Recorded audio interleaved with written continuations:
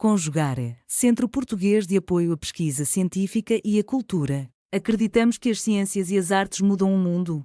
O conhecimento transforma, e isso nos motiva. 17ª Jornada Virtual Internacional em Pesquisa Científica, com o tema Educação, Cidadania e Práticas Educativas, realização dias 18, 19 e 20 de agosto de 2026. Juntamente da autora principal deste trabalho, Maria do Socorro Evangelista Garreto, e dos coautores Maicon Douglas Silva dos Santos e eu, Marcelo dos Santos Silva, produzimos o trabalho intitulado Metodologias Ativas e Experimentação de Baixo Custo no Ensino de Interações Intermoleculares. O ensino de Química ele tem que possibilitar ao estudante a compreensão dos processos de transformações que ocorrem na realidade que o cerca, e isso torna o processo de ensino de química mais contextualizado. No entanto, o ensino de química ele ainda é trabalhado sobre uma perspectiva fragmentada, onde predominam-se as metodologias tradicionais, onde é utilizado o meio mecânico de aprendizagem, em que é utilizado mais a memorização desses conceitos ligados ao ensino de química. No entanto, essa grande carga de conceito que os estudantes eles têm que memorizar acaba impactando negativamente o ensino de química. E aliado a isso temos as metodologias ativas, que vêm como solução para as limitações encontradas no tipo de metodologia tradicional. E as metodologias ativas, elas transformam o processo de ensino em algo mais eficiente e mais ativo. E nesse processo predomina-se a contextualização. Ainda mais temos as práticas experimentais, que funcionam como recurso didático que proporciona um momento reflexivo e investigativo para o ensino de química. O objetivo da pesquisa foi investigar as contribuições de uma sequência didática fundamentada em metodologias ativas, associando aula expositiva dialogada e atividade experimental de cromatografia em papel para a aprendizagem do conteúdo de interações intermoleculares no ensino médio. O referencial teórico deste trabalho se constituiu nesses 3 pontos, onde no primeiro tópico foi abordado metodologias ativas e a aprendizagem significativa no ensino de química. Como as metodologias ativas, elas fazem com que o processo ele seja ativo. É necessário que o estudante ele participe ativamente de todo o processo pedagógico, onde ele vai refletir e ser um ser crítico que questiona. E a parte significativa da aprendizagem refere-se a como o aluno ele faz aquela relação entre o que ele sabe e o que o professor vai ministrar na sala de aula, principalmente relacionado ao ensino de química. E a experimentação ela surge como uma estratégia eficiente para possibilitar um ensino de química mais reflexivo e investigativo. E aliado a esse tipo de metodologia experimental, temos a cromatografia em papel, que vai ser como um recurso didático para ensinar interações intermoleculares, visto que a partir do seu mecanismo de funcionamento é possível trabalhar esse conteúdo de química. Referente à metodologia do trabalho, o tipo de pesquisa realizada ela se caracteriza como quali-quantitativa, de natureza aplicada e de caráter interventivo. O local da pesquisa, que ocorreu a pesquisa, foi na Escola Pública Centro de Ensino Prefeito Dionilo Gonçalves Costa, localizada no município de Magalhães de Almeida. Essa pesquisa ela contou com 21 estudantes do ensino médio do 3º ano. O período que ocorreu essa pesquisa foi por volta do dia 3 a 17 de março de 2026. O percurso metodológico ele consistiu na aplicação de uma sequência didática, que teve 2 etapas. A primeira etapa ela consistiu em uma aula expositiva dialogada, onde nessa aula expositiva dialogada foi abordado conteúdo de interação intermolecular e também de cromatografia, de forma introdutória. Nessa etapa foi utilizado como recurso slides, recursos visuais, simuladores. A segunda etapa da sequência didática consistiu na aplicação da prática experimental de cromatografia em papel, onde usamos como recursos materiais de baixo custo como papel filtro, solventes, pigmentos sintéticos e naturais.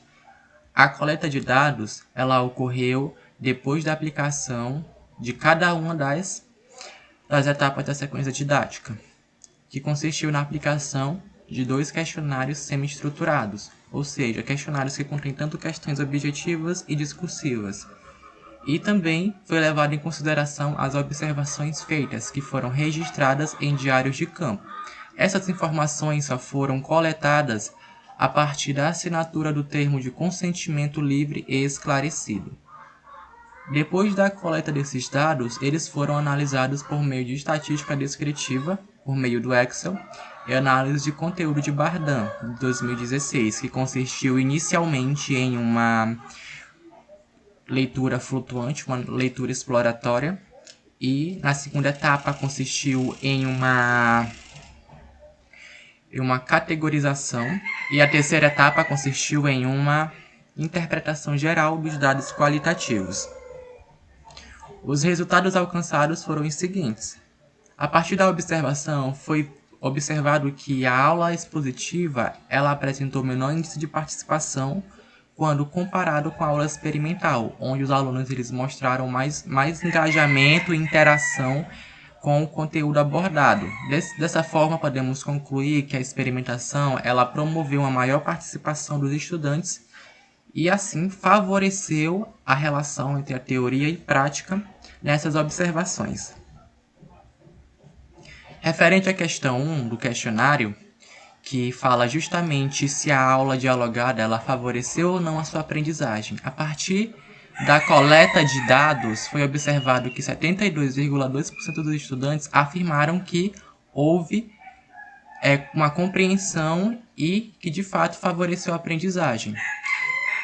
Isso se dá por conta dos exemplos utilizados, como explicações e os slides e os simuladores. E as limitações que os estudantes apontaram foram as seguintes, porque apesar da exposição da parte teórica, eles se mostraram ainda com dúvidas e parte dos estudantes não compreendeu totalmente o conteúdo.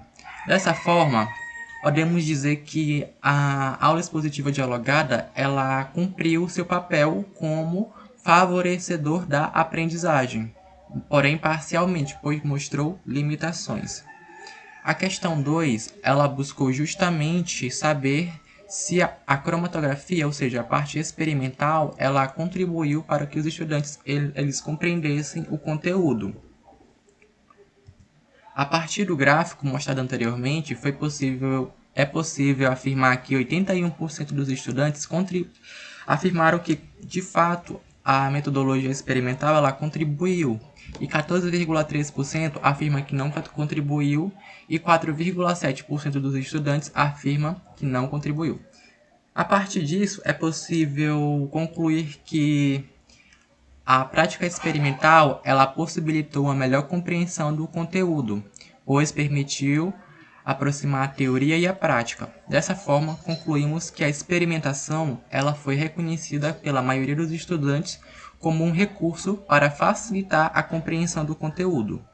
A questão 3, ela refere-se a se as metodologias ativas aplicadas nessa sequência didática favoreceram o interesse e a participação em aulas de química.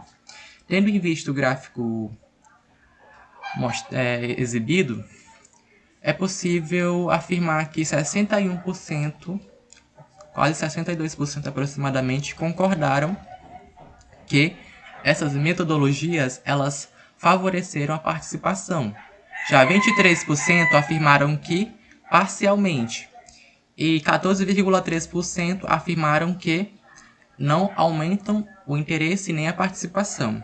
Dessa forma, podemos observar que a partir dos dados anteriores, a metodologia ativa aplicada nessa sequência didática, ela favoreceu a participação devido ao aumento de questionamentos na segunda etapa e o interesse ampliado por conta da aplicação da cromatografia. E assim podemos concluir a partir dos dados que a metodologia ativa ela favorece o engajamento dos estudantes. A questão 4 de cunho discursivo, ela perguntou aos estudantes quais os pontos positivos e as limitações das metodologias ativas. Os pontos positivos foram que essa metodologia ativa ela facilita a aprendizagem, pois permite aproximar a teoria e a prática e aumentar o interesse por conta do uso de materiais simples e acessíveis. A limitação e as limitações que os estudantes apresentaram nessa questão foi que pode haver a falta de materiais e alguns experimentos podem falhar. E é necessário que o professor ele tenha um bom controle de turma, porque isso vai impactar diretamente na aprendizagem. Dessa forma, concluímos que os benefícios da experimentação de baixo custo foram predominantes, embora ainda existam ali algumas limitações que vão impactar diretamente na aprendizagem e no resultado final para a aprendizagem dos estudantes. Dessa forma, concluímos que a aula expositiva ela auxiliou na compreensão inicial. A cromatografia em papel ela potencializou a aprendizagem e as metodologias ativas aumentaram o interesse e a participação dos estudantes. Já a experimentação de baixo custo ela se mostrou como uma estratégia viável para o ensino de química. E assim concluímos que a sequência didática baseada em metodologias ativas favoreceu uma aprendizagem mais significativa e contextualizada, evidenciando o potencial da cromatografia em papel como recurso didático para o ensino de interações intermoleculares. Essas foram as referências utilizadas nessa apresentação. Obrigado. Realização, Conjugare, Centro Português de Apoio à Pesquisa Científica e à Cultura. Apoio, Editora Cravo. Inscreva-se no canal, comente, curta e compartilhe. Obrigado por assistir.